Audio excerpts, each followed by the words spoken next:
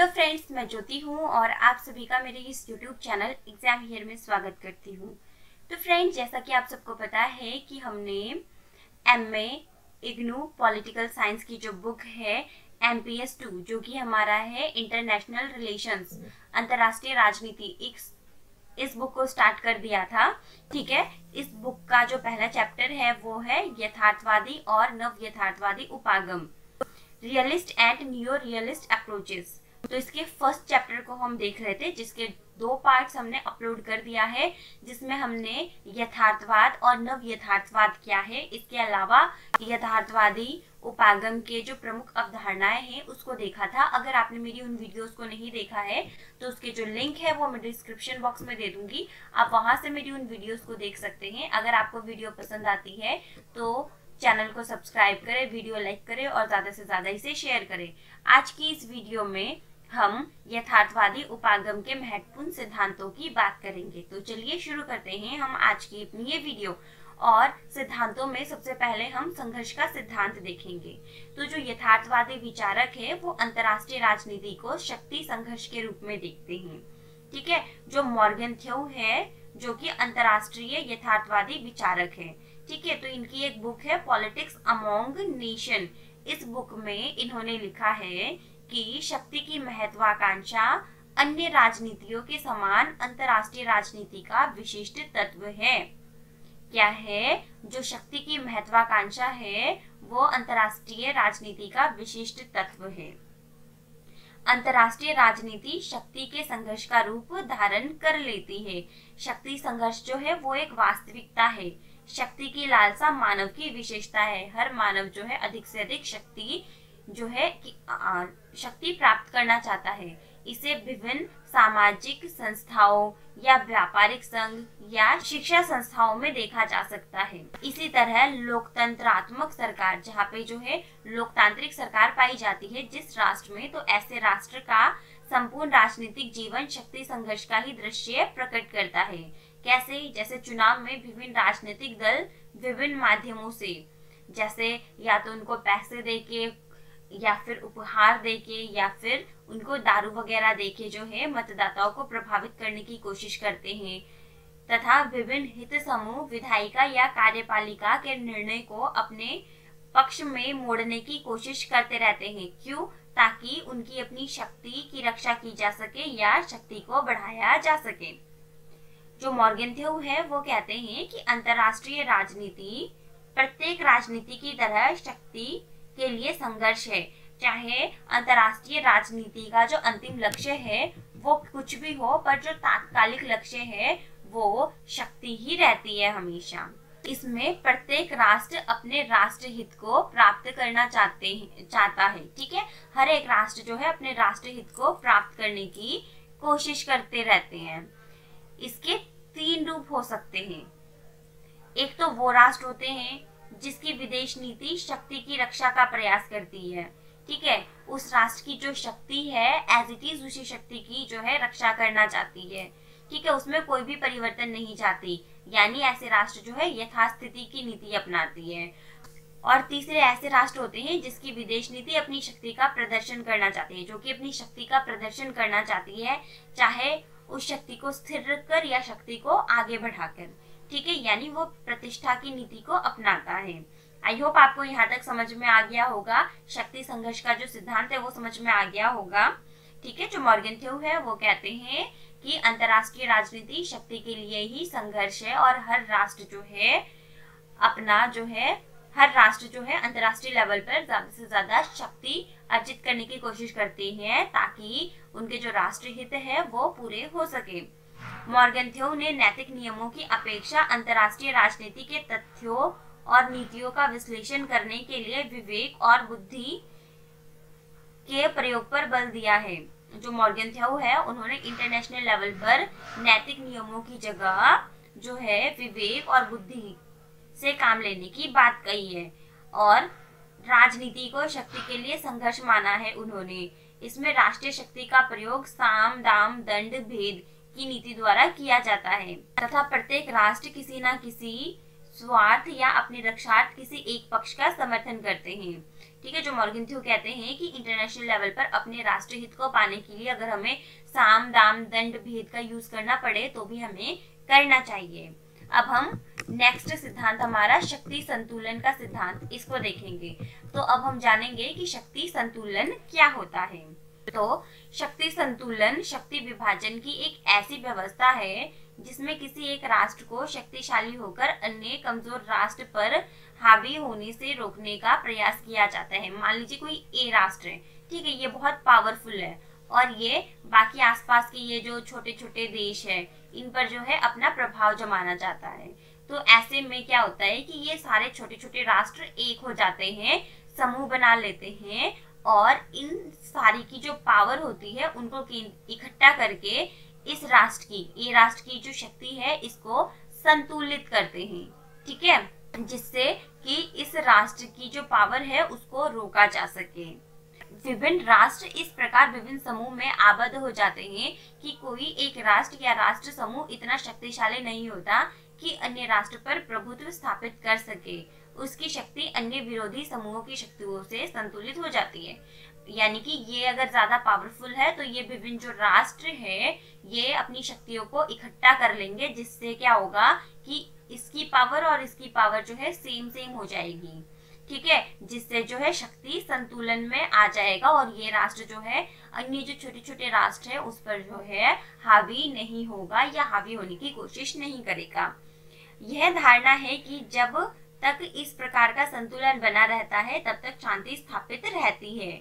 शक्ति संतुलन व्यवस्था दो प्रकार की पाई जाती है। कौन कौन सी? एक तो साधारण शक्ति संतुलन और दूसरा हमारा आता है जटिल शक्ति संतुलन। तो सबसे पहले हम देखेंगे कि साधारण शक्ति संतुलन क्या होता है।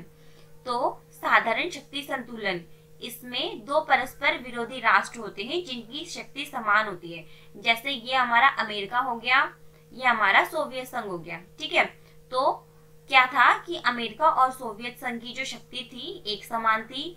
इसी वजह से जो है शीत युद्ध के टाइम पर जो है महायुद्ध यानी कि तीसरा विश्व युद्ध होने से बच गया, क्योंकि दोनों जो है संतुलन की स्थिति में थे। दूसरे विश्व युद्ध के बाद से 1980 के दशक तक अमेरिका और सोवियत संघ साधारण संतुलन की स्थिति में कहे जा सकते हैं, क्योंकि दोनों की जो पावर है वो बराबर थी।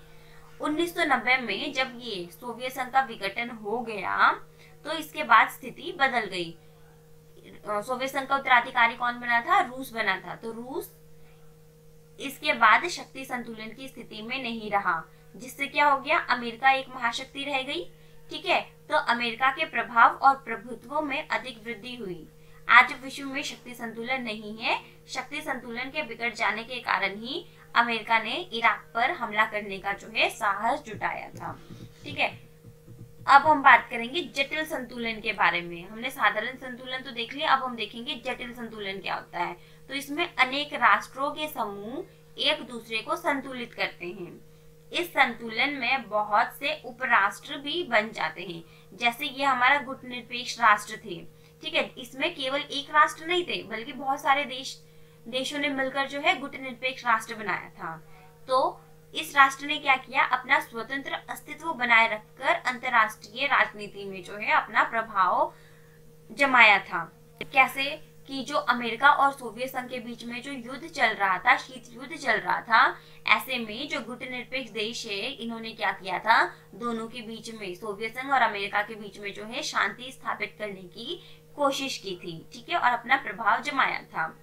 तो शांति काल में साधारणतया अनेक और अलग अलग संतुलन हो सकते हैं, लेकिन जो युद्ध का टाइम आता है तब सभी राज्य दो गुटों में बंटकर साधारण संतुलन का रूप धारण कर लेते हैं। शक्ति संतुलन सिद्धांत के समर्थकों का मानना है कि विश्व राजनीति में कोई भी एक राष्ट्र इतना अधिक शक्तिशाली नहीं हो पाया जिससे वह शक्ति के आधार पर अन्य राष्ट्रों से अपनी मनमानी शर्त मनवा सके। शक्ति संतुलन एक और दो छोटे छोटे राष्ट्रों को सुरक्षा प्रदान करती है। जो शक्ति संतुलन है एक और तो छोटे छोटे राष्ट्रों को सुरक्षा प्रदान करती है, तो वही दूसरी ओर विश्व में शांति स्थापित करने की कोशिश करती है। शक्ति संतुलन द्वारा विश्व में शांति स्थापित करने के लिए राष्ट्रों का जो है शांति प्रिय होना जरूरी है तथा कुछ राष्ट्र शक्ति संतुलन की आड़ में अपना प्रभुत्व स्थापित करके छोटे राष्ट्रों का शोषण करते हैं और अपने राष्ट्रीय हित में वृद्धि करते हैं। एग्जाम्पल के लिए अगर हम बात करें तो बहुत समय तक ब्रिटेन अंतर्राष्ट्रीय राजनीति में शक्ति संतुलन का केंद्र बना रहा तथा अपनी शक्ति और प्रभाव के बल पर अन्य राष्ट्रों से आर्थिक लाभ उठाता रहा। मॉर्गनथ्यू ने शक्ति संतुलन के दो प्रतिमान बताए हैं। पहला तो है प्रत्यक्ष विरोध और दूसरा है प्रतिद्वंदिता का प्रतिमान। ठीक है, तो प्रत्यक्ष विरोध का प्रतिमान क्या है? इसमें क्या होता है, इसमें दो राष्ट्रों के मध्य जो है विरोध सीधे रूप में होता है। एक राष्ट्र जो है दूसरे राष्ट्र पर हावी होना चाहता है और दूसरा राष्ट्र जो है पहले राष्ट्र का जो है विरोध करता है कि तुम हम पर हावी मत हो। इस कारण दोनों ही पक्ष अपनी शक्ति में वृद्धि करते हैं। ठीक है, जैसे ये ए पक्ष है और ये बी पक्ष है। ठीक है, अब ये दोनों सीधे तरीके से युद्ध की स्थिति में है। ठीक है, मान लो ये ज्यादा पावरफुल राष्ट्र है, ये वाला राष्ट्र क्या करता है, बी पर जो है हावी होने की कोशिश करता है या फिर इस पर जो है आक्रमण करने की कोशिश करता है। तो ऐसे में ये जो बी राष्ट्र है क्या करेगा, अपनी पावर में ज्यादा से ज्यादा वृद्धि करेगा, जिससे क्या होगा, दोनों देश जो है संतुलन की स्थिति में आ जाएंगी। ठीक है, जिससे क्या है, शक्ति संतुलन बना रहेगा। शक्ति में वृद्धि के कई साधन होते हैं। ये जो दोनों राष्ट्र है शक्ति में जो वृद्धि है वो कई तरीके से कर सकते हैं, जैसे अपनी सैनिक शक्ति को बढ़ाकर या फिर अन्य जो छोटे छोटे राष्ट्र है उनको अपने गुटों में शामिल करके। जैसे अमेरिका ने नाटो और सोवियत संघ ने वार्सा पैक्ट की स्थापना की थी। ठीक है, क्यों किया था, ताकि अपने जो छोटे छोटे देश है उनको अपने गुट में शामिल किया जा सके। नेक्स्ट हमारा है प्रतिद्वंदिता का प्रतिमान। इसमें क्या होता है, जब दो राष्ट्र में प्रतिद्वंदिता का कारण कोई तीसरा राष्ट्र होता है तो दोनों राष्ट्र अपने प्रभाव विस्तार में निरंतर प्रयत्नशील रहते हैं। अब क्या है, मान लो कि ए राष्ट्र और बी राष्ट्र, ये दोनों राष्ट्र जो है सी राष्ट्र पर जो है कब्जा करना चाहते हैं या अपने हिसाब की सरकार जो है यहाँ पर चलाने की कोशिश करते हैं। ठीक है, यहाँ पर जो है अपना विस्तार करना चाहते हैं, तो इसी को कहते हैं प्रतिद्वंदिता का प्रतिमान। तो क्या करेंगे, यहाँ पर जो है अपना प्रभाव जमाने के लिए दोनों राष्ट्र जो है आपस में प्रतिद्वंदिता करेंगे, अपना जो है विस्तार करने की कोशिश करेंगे। शक्ति संतुलन सिद्धांत की कुछ मान्यता है। अब हम इसकी मान्यताओं के बारे में बात करेंगे। जो प्रोफेसर किन्सी राइट है, इन्होंने इनकी मान्यताओं को 5 भागों में बांटा है। तो पहला हमारा है, प्रत्येक राष्ट्र अपने राष्ट्र हित के लिए और उनके रक्षार्थ अपनाए जाने वाले साधनों का स्वयं निर्णय करता है तथा प्रत्येक राष्ट्र अपने राष्ट्रीय हित के रक्षार्थ समस्त संभव उपायों से, जिसमें युद्ध भी शामिल है, तत्पर रहता है। इसमें क्या कहा गया है कि प्रत्येक राष्ट्र, जितने भी राष्ट्र है, वो अपनी हित को बढ़ाने के लिए या फिर उसकी रक्षा के लिए जो भी साधन अपनाए जाए जिसमें कि युद्ध भी शामिल है, अपनाने को तत्पर रहते हैं। टोटल मिला के उनको क्या करना है, अपनी जो देश की रक्षा है उसे करना है और अपने राष्ट्रीय हित को जो है पूरा करना है। ये निर्णय कि इसके कौन से हित अधिक महत्वपूर्ण है, किसी राष्ट्र का जो है कौन सा हित सबसे ज्यादा महत्वपूर्ण है, ठीक है, और उनकी रक्षा हेतु राष्ट्र को कौन से साधन को अपनाना चाहिए का निर्णय राष्ट्र को खुद ही करना होता है। राष्ट्र जो है खुद ही करता है। राष्ट्रीय हित के अंतर्गत स्वतंत्रता, प्रादेशिक अखंडता, सुरक्षा, राजनीतिक और आर्थिक व्यवस्था तथा वैधानिक अधिकार की रक्षा आदि शामिल है। नेक्स्ट पॉइंट है, विभिन्न राष्ट्र की राष्ट्रीय हित में टकराव पारस्परिक संघर्ष के कारण उत्पन्न होते हैं। ठीक है, विभिन्न राष्ट्रों के बीच जो है संघर्ष के कारण जो है टकराव होता है। जब एक राष्ट्र के हित दूसरे राष्ट्र से टकराते हैं, जब एक राष्ट्र का जो हित है वो दूसरे राष्ट्र के हित से टकराते हैं, तो दोनों राष्ट्र के मध्य जो है संघर्ष की स्थिति उत्पन्न हो जाती है। इसमें यदि राष्ट्रीय हित को कोई खतरा ना हो, अगर दोनों को एक दूसरे के राष्ट्रीय हित से कोई खतरा ना हो, तब उसकी रक्षा की कोई जरूरत नहीं होती। ठीक है, राष्ट्रों की रक्षा का ठीक ठाक तुलनात्मक मूल्यांकन किया जा सकता है और इसका उपयोग विश्व के राजनीतिक तत्वों को अपने अनुकूल संतुलित करने में किया जा सकता है। शक्ति संतुलन युद्ध रोकने में सहायता करती है। संतुलन की व्यवस्था आक्रमण को रोकती है, क्योंकि संतुलन की अवस्था में एक राष्ट्र दूसरे राष्ट्र से आक्रमण करने का साहस जो है नहीं कर सकता। विशेषकर आज के अणु युद्ध का खतरा कोई भी राष्ट्र जो है लेना नहीं चाहता, कोई जो राष्ट्र है वो लेना नहीं चाहता। फिफ्थ है, राज्य शक्ति की स्थिति के अनुसार ही अपनी विदेश नीति का निर्धारण करता है। किसी भी राज्य की जैसी शक्ति होती है, जैसी स्थिति होती है, उसी अनुसार जो है अपनी विदेश नीति का वो निर्माण करते हैं।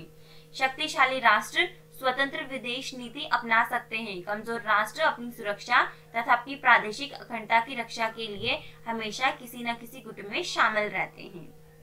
शक्ति संतुलन स्थापित करने के लिए विभिन्न राष्ट्र निम्नलिखित साधनों का प्रयोग करते हैं। अब शक्ति संतुलन के लिए विभिन्न राष्ट्र जो है कुछ कुछ साधनों का उपयोग करते हैं। अब वो साधन कौन कौन से हैं?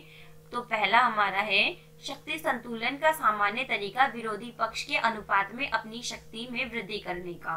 मतलब अगर ए के पास जितनी शक्ति है, अगर बी भी उतनी ही शक्ति अर्जित कर लेगा तो शक्ति संतुलन में रहेगा, कोई एक दूसरे पर जो है आक्रमण नहीं करेगा। शक्ति संचय राज्य के विभिन्न तत्वों के विकास से होता है। अब ये शक्ति कहाँ से आएगी? आर्थिक, तकनीकी, औद्योगिक, सैनिक तथा राजनीतिक। जब इन सारी चीजों का विकास होगा तो वो देश जो है अपने आप पावरफुल हो जाएगा। जहाँ दो राष्ट्रों की शक्ति संपन्नता से में अधिक अंतर होता है, अगर इन दोनों की शक्ति में अधिक अंतर होगा तो वहां पर कमजोर राष्ट्र को अपने साधन द्वारा संतुलन स्थापित करना असंभव हो जाता है। तो ऐसे में जो कमजोर राष्ट्र है वो अपने संसाधन द्वारा जो है संतुलन स्थापित नहीं कर पाएगा। जैसे कि चीन और भारत के मध्य संतुलन स्थापना की हम बात कर सकते हैं, लेकिन चीन और थाईलैंड के बीच जो है ऐसा हो, इसकी हम बात नहीं कर सकते। नेक्स्ट है, जो राष्ट्र अपनी सुरक्षा की दृष्टि से आत्मनिर्भर नहीं होते, वे अपनी शक्ति बढ़ाने के लिए तथा सुरक्षा कवच प्राप्त करने के लिए अन्य शक्तिशाली राष्ट्र के साथ क्या करते हैं? संधि कर लेते हैं। ये संधि सैनिक, आर्थिक, द्विपक्षीय या बहुपक्षीय या दोनों ही प्रकार की हो सकती है। संधि के अनुसार सदस्य राष्ट्र अपने विरोधी राष्ट्र या गुट का संयुक्त रूप से मुकाबला करने के लिए वचनबद्ध होते हैं। जो छोटे छोटे राष्ट्र होते हैं, आत्मनिर्भर नहीं होते या फिर अपनी आत्मरक्षा नहीं कर सकते, वो राष्ट्र क्या करते हैं कि जो शक्तिशाली राष्ट्र होते हैं उनके साथ दोस्ती कर लेते हैं या फिर गुट बना लेते हैं। जिससे क्या होता है कि गुट में शामिल जितने भी देश है वो अगर उनमें से किसी भी एक देश पर आक्रमण होता है तो वो सारे देश जो है अपने ऊपर आक्रमण समझते हैं और सभी देश मिलकर जो है उस विरोधी देश का जो है सामना करते हैं, उसका जो है मुकाबला करते हैं। नेक्स्ट पॉइंट हमारा है, भेद नीति द्वारा शत्रु पक्ष के मित्रों को या तो तटस्थ रहने या अलग रहने की स्थिति के लिए मजबूर किया जाता है। इसके बाद उन्हें जो है अपना मित्र बना लिया जाता है। साम्यवादी रूस अपने शत्रु अमेरिका के मित्र राष्ट्र ब्रिटेन और फ्रांस को स्वतंत्रता नीति अपनाने और अमेरिकी प्रभाव से मुक्त होने के लिए उकसाता रहा। कभी कभी शक्तिशाली राष्ट्र संतुलन बनाए रखने की दृष्टि से अन्य राज्यों के आंतरिक मामलों में हस्तक्षेप करते रहते हैं। वह छोटे राष्ट्रों के आंतरिक मामले में हस्तक्षेप करके वहां पर जो है अपने हिसाब की जो है सरकार बनाने की कोशिश करते हैं। नेक्स्ट है, शक्ति संतुलन की प्रक्रिया में जो संतुलन करता राष्ट्र है उसकी स्थिति बहुत ज्यादा महत्वपूर्ण हो जाती है। संतुलन करता राष्ट्र वो राष्ट्र या उन राष्ट्रों का समूह होता है जो दूसरे को प्रतिस्पर्धा से अलग करते हैं और दोनों पक्षों के लिए प्रलोभन देते हैं। प्रत्येक पक्ष इसका समर्थन पाने की कोशिश करता है। जैसे शीत युद्ध के टाइम पे अमेरिका और सोवियत संघ के बीच में जो है संतुलन स्थापित करने का काम किसने किया था? जो गुटनिरपेक्ष देश है उन्होंने किया था।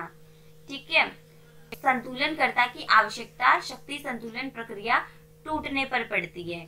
जब दोनों राष्ट्रों के बीच शक्ति संतुलन टूट जाता है, युद्ध की स्थिति जो है ऐसा लगता है कि युद्ध बस हो ही जाएगा, तो ऐसी सिचुएशन में जो संतुलनकर्ता देश होते हैं या देशों का समूह होता है उसकी जरूरत पड़ती है, जिसका कार्य वास्तविक संघर्ष से अलग रहते हुए, मतलब दोनों देशों के संघर्ष से अलग रहते हुए अपने प्रभाव और शक्ति द्वारा निर्णायक स्थिति बनाए रखना है।